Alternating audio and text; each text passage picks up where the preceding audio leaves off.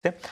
संकल्प शुक्ला का सवाल पहले लेते हैं और इनका देखिए, मैंने कह रहा था कि डिफेंस पर बहुत ज़्यादा लोगों के सवाल आ रहे हैं आजकल। एचएएल पर आ जाना चाहते हैं अक्षय।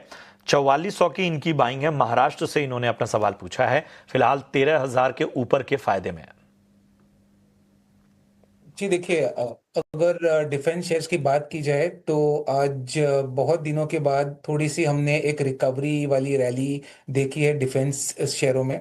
और ये रैली उस स्तर पे आई है जहां बहुत सारे डिफेंस शेयर काफी पिटे हुए हैं, ओवरसोल्ड है शॉर्ट टर्म टेक्निकल पैरामीटर्स में, और आपको शॉर्ट टर्म पैरामीटर्स से एक रिकवरी वाली रैली देते हुए दिख रहे हैं। बहुत सारे आपको स्टॉक्स मिलेंगे जो 200 दिन मूविंग एवरेज से रिकवर कर रहे हैं। तो एचएएल की भी सिमिलर पैटर्न है। 200 डेज का मूविंग एवरेज 44,400 पे है।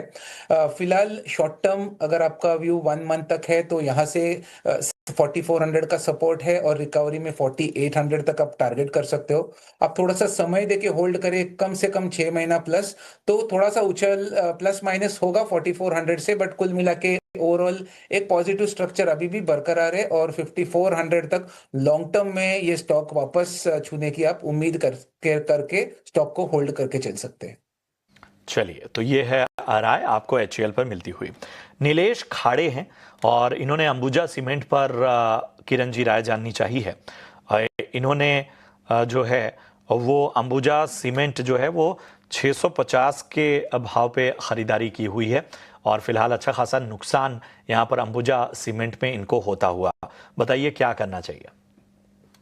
अंबुजा सीमेंट की अगर हम बात करें तो ओवरऑल सीमेंट के अंदर हमें लग रहा है कि कहीं ना कहीं नीचे के लेवल से एक अपस्विंग आना चाहिए। रीजन बिंग हम देख रहे हैं कि मानसून सीजन खत्म होने पे आई है और जैसे ही मानसून सीजन खत्म होगी वापस रियल एस्टेट में एक अच्छी खासी तेजी आ सकती है। सो आप सीमेंट के ऊपर ध्यान रखिए, उसमें प्रेफरेबली अंबुजा सीमेंट हमारा प्रेफर्ड पिक है। 590 580 के आसपास का एक strong triple bottom pattern breakout हमें देखने को मिल रहा है। वापस उसने वहां पे रिटेस्टिंग किया हुआ है, साथ ही साथ 20 दिन की मूविंग एवरेज के ऊपर ट्रेड कर रहा है और जहां पे मार्केट एक महीने से नीचे है, ये स्टॉक अपनी सभी इंपॉर्टेंट मूविंग एवरेज के ऊपर ट्रेड कर रहा है, तो एक इनहेरेंट स्ट्रेंथ भी है। सो 580 590 के स्टॉप लॉस के साथ आप अंबुजा सीमेंट लॉन्ग कर सकते हैं। ऊपर में वापस ये स्टॉक कहीं ना कहीं 650 से 660 तक आ सकता है, तो Ambuja cement looks very much promising, can definitely go long. तो अंबुजा सीमेंट अच्छा लगता है, होल्ड करने की सलाह। अक्षय का सवाल लेते हैं। जमशेदपुर से इन्होंने अपना सवाल पूछा है, झारखंड से, और इनके पास कई स्टॉक्स हैं। पहला तो इनके पास बीडीएल है। अक्षय, बारी बारी से मैं बताता हूं। बीडीएल इन्होंने 1800 के रेट पे, ये गलत हो गया है, 1800 का रेट है और 170 शेयरों की संख्या है, ये जरा ठीक कर लीजिए। 1800 के भाव से इन्होंने बीडीएल खरीदा हुआ है। और इसके अलावा बात करें अगर हम दूसरे शेयरों की, तो भेल भी है इनके पास और इन्होंने 255 के भाव पे बीएचईएल खरीदा हुआ है। और सीडीएसएल जो है वो 1750 के भाव पे इन्होंने खरीदारी की हुई है। इन तीनों स्टॉक्स पे जरा राय दीजिए। जी, देखिए, भारत डायनामिक्स में आप देखें तो एक शॉर्ट टर्म करेक्शन जो हमने 2000 के स्तर से देखा है वो काफी गहरा हो चुका है, क्योंकि आइडियली अगर प्राइस स्ट्रक्चर स्ट्रांग नहीं था तो 1700 के नीचे स्टॉक वापस फिसलना थोड़ा सा जो है चार्ट स्ट्रक्चर के स्ट्रेंथ को क्वेश्चन मार्क कर रहा है।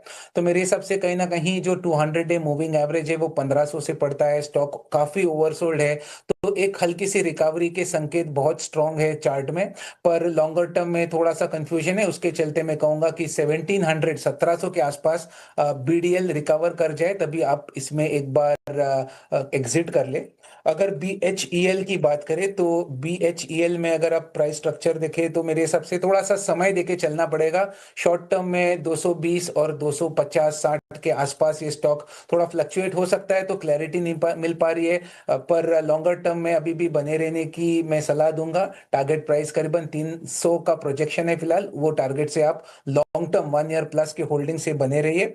और सीडीएसएल जो तीसरा शेयर प्रशांत आपने पूछा, जिसका करंट मार्केट प्राइस 1572 है, आज बहुत ही तेजी से अपने 200 डे मूविंग एवरेज से उछला है, तो उसके चलते 1800 1800 तक स्टॉक उछल के आने वाले दिनों में करीबन 3 महीने के होल्डिंग से ये टारगेट छूने की मैं एक्सपेक्टेशन रख रहा हूं, तो ये टारगेट के लिए बने रहने की सलाह दूंगा।